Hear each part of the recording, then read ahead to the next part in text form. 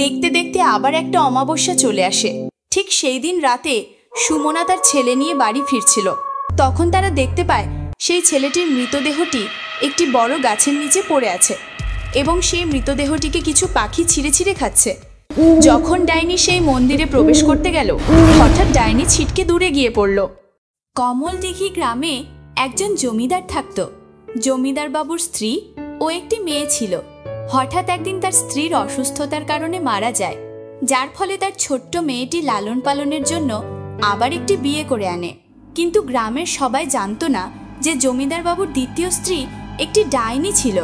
সেই ডাইনি প্রতি অমাবস্যায় সেই গ্রামের যে কোনো বাড়ি থেকে একটি করে ছোট্ট শিশুর রক্তপান করত এবং তাকে মেরে ফেলত। তারপর একদিন, না না, আমি যাব না, আমি যাব না। মণিমা, বায়না করো না, আজ তোমার মা তোমাকে নিয়ে ঘুমোবে বলেছে। এসো বাচ্চা, ঘরে এসো আমার, তোমাকে ছাড়া প্রাণ খা খা করে। না না, আমি তোমার কাছে যাব না, তুমি আমার মা নও, তোমার কাছে যেতে আমার ভয় করে।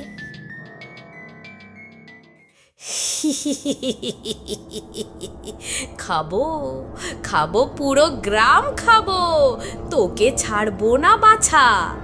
সেই জন্যই তো সুন্দরী মানুষের ছদ্মবেশে এসেছি।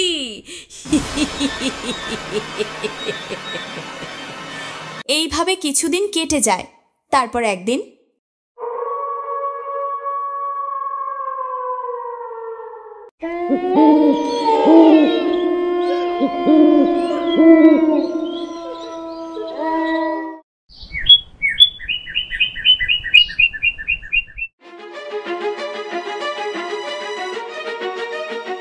জমিদার বাবু, আমাকে সাহায্য করেন।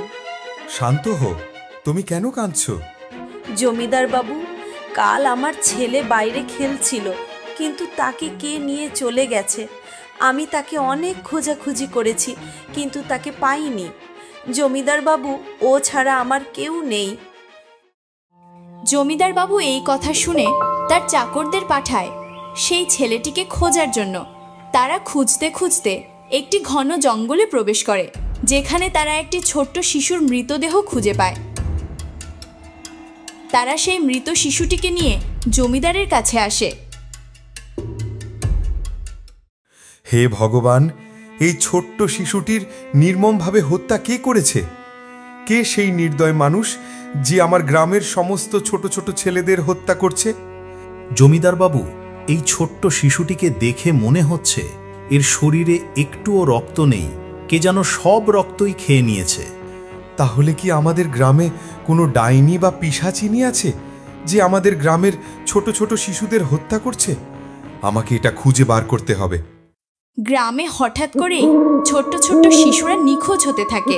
এমনকি প্রত্যেক অমাবস্যায় একটি করে ছোট্ট শিশু নিখোঁজ হয়, আর পরের দিন তার মৃতদেহটি ওই গভীর জঙ্গলে পড়ে থাকত। জমিদার এখনো পর্যন্ত জানতে পারেনি যে কে এই কাজটা করছে। কি গো, তোমাকে এত চিন্তিত দেখাচ্ছে কেন?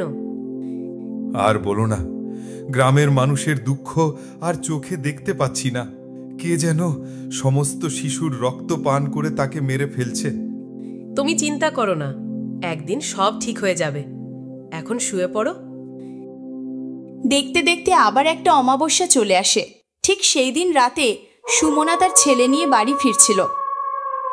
বাবা, এখান থেকে তাড়াতাড়ি চল, এই জায়গা ভালো নয়, আর অন্ধকারও অনেক হয়ে গেছে।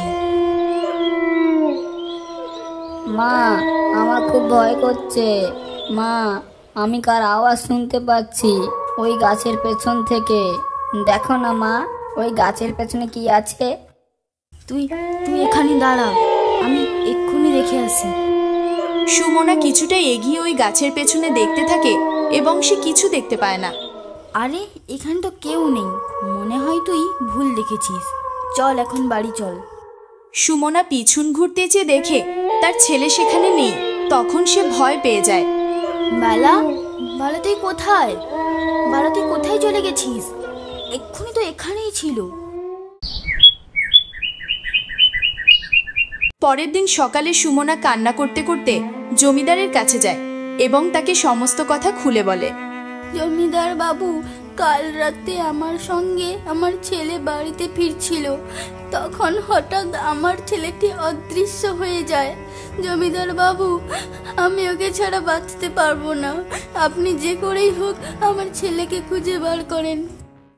জমিদার সুমনার কথা শুনে নিজেই বেরিয়ে যায় সেই ছেলেটিকে খোঁজার জন্য, কিন্তু তারা খুঁজতে খুঁজতে একটি গভীর জঙ্গলে প্রবেশ করে।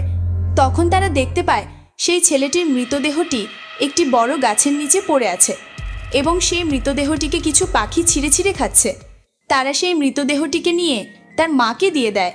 সেই মৃতদেহ দেখে তার মা কান্নায় ভেঙে পড়ে। আর এদিকে জমিদার বাবু আজ পর্যন্ত ধরতে পারেনি যে এই কাজটি কে এতদিন করছে। তারপর একদিন রাতে, আজ তোকে আমি ছাড়বো না, আজ তোর শেষ দিন।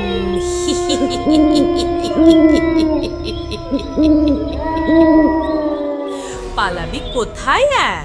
তুই যেখানেই যাস, আজ তোর রক্ত পান করে আজ আমার খিদে মেটাবো।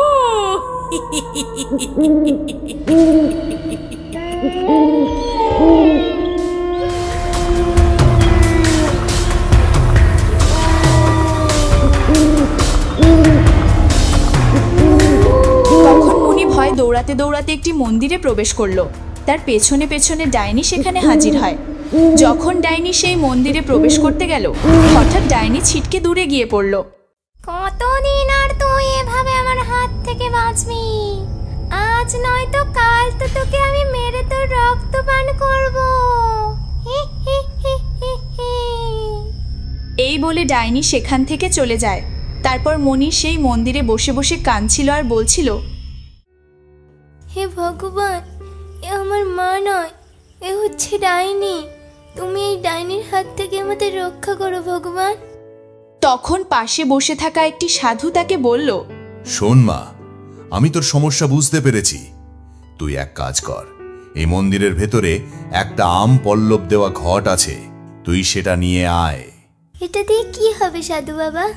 এই ঘটের জল তুই রাক্ষসীর উপর ছড়িয়ে দিবি, আর দেখবি ডাইনি সঙ্গে সঙ্গে হাওয়ায় মিলিন হয়ে যাবে। আর শোন, তুই যা করবি তোর বাবার সামনেই করবি। ঠিক আছে সাধু বাবা। মনি সেই আমপাল্লব ঘরটি নিয়ে তার বাবার কাছে যায়। এসো মা, এসো। তোমার হাতে ওটা কি মা? মনির হাতে ওই আমপল্লব ঘর দেখে ডাইনি খুব ভয় পেয়ে যায়। তাই তখন সে সেখান থেকে পালানোর চেষ্টা করে। আমি এখন চলি, হ্যাঁ, আমার অনেক কাজ পড়ে আছে। দাঁড়া মা, এত তারা কিসের? এই এই এই না। দেখতে না দেখতেই সবার সামনে ডাইনি তার আসল রূপে চলে আসে। হে কি সর্বনাশ! এ যে আমার গিন্নি নয় গো, এ যে ডাইনি। তোমরা কে আছো? বাঁচাও! হ্যাঁ, আমি ডাইনি। আমি এক্ষুনি সবাইকে একসঙ্গে পেটে পুরবো। তখন মনি তার হাতের ঘর থেকে জল ডাইনির গায়ে ছুড়ে দেয়। দেখতে না দেখতেই ডাইনি সেখান থেকে অদৃশ্য হয়ে যায়। আমি মরে গেলাম গো, আমি তোদের কাউকে ছাড়বো না। মারে, তুই না থাকলে যে আমাদের কি অবস্থা হতো। তারপর থেকে আর কোনো অমাবস্যায় ছোট ছোট শিশুর প্রাণ যেত না। তোমরা কি কার্টুন ভিডিও ভালোবাসো? তাহলে তোমার নাম এবং বয়স কমেন্টে জানাও। আমরা লাকি ড্রয়ের মাধ্যমে তোমার নাম দিয়ে নতুন কার্টুন ভিডিও তৈরি করব।